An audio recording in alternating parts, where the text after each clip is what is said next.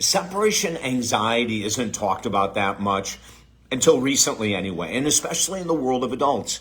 Most time when we talk about separation anxiety, we're talking about children between the ages of 2 to 6.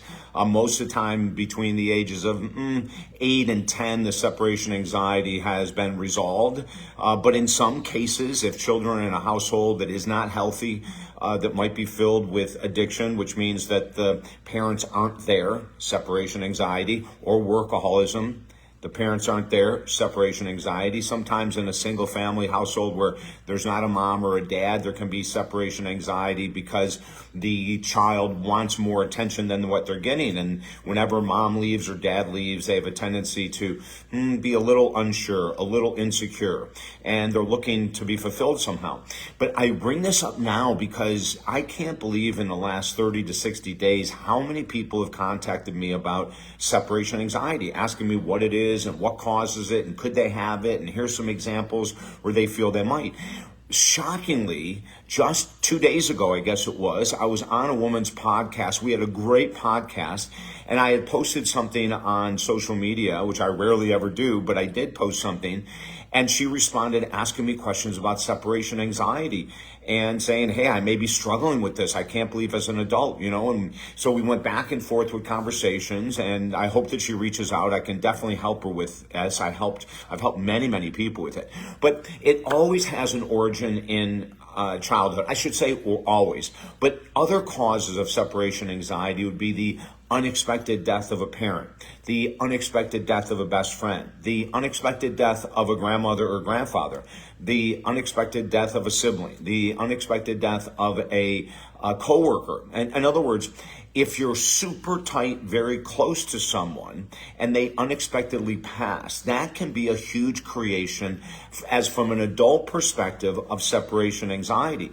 Now, as a child, we can understand it, maybe both parents have to work, and so the child is in daycare, and in the feeling of daycare, some kids do great, right? But some kids are completely filled with separation anxiety.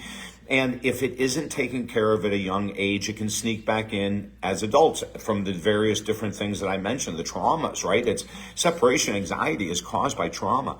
A couple years ago, I worked with a gentleman, very successful, and he was married, and every Saturday when he'd go to work, all of a sudden, for some reason out of nowhere, his wife would flip out and jump in the car and say, you can't leave without me. And he didn't know what was going on. Sometimes she'd jump in the car nude.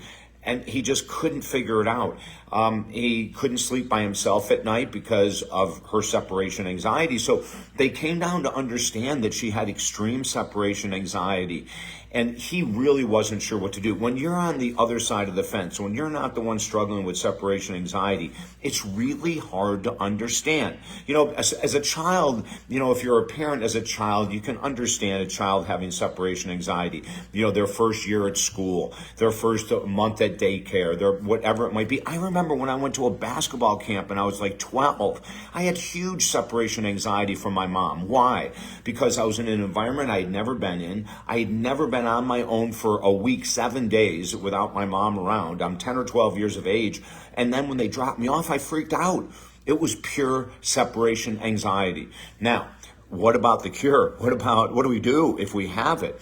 As a child, working with a therapist, a counselor, a coach, or something like that, who specializes in adolescent emotional behaviors, that would be the very first thing, because there could be things parents are doing unknowingly, creating more anxiety, more separation anxiety. As we move into adulthood, there's not a lot of treatment programs. From a pharmaceutical point of view, the most common is an antidepressant, the SSRIs.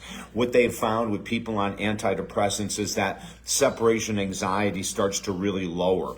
Some other signs of separation anxiety is when a relationship is over and the person who struggles with separation anxiety refuses to leave.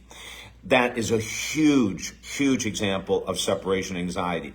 An individual without separation anxiety would say, the relationship didn't work and we tried our best and no reason to be upset. Let's just move along.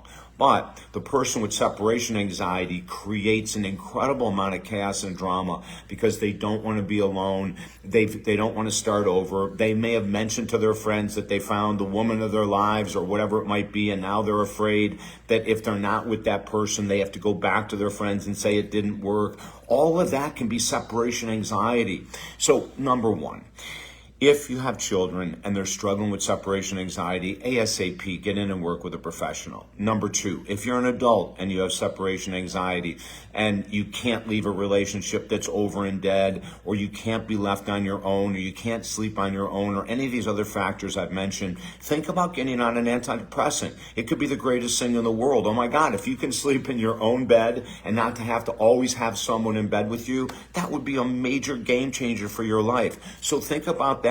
Obviously, therapy as adults can help us, because here's the most important thing with separation anxiety. An adult with it needs to see the origin. They need to figure out where it came from, because their behavior is not normal. Going back to the gentleman that was married, he ended up asking his wife to get on antidepressants. She refused. He asked her to go to counseling. She refused. And at the end, he ended up having to move on his own, which was a very difficult thing for him to do, but he had no option. So really take care of yourself. And if this is something that you've noticed in the last couple months, couple years, couple 20 years, it's popping up, get help, okay? Because it's like having a stranglehold on your neck.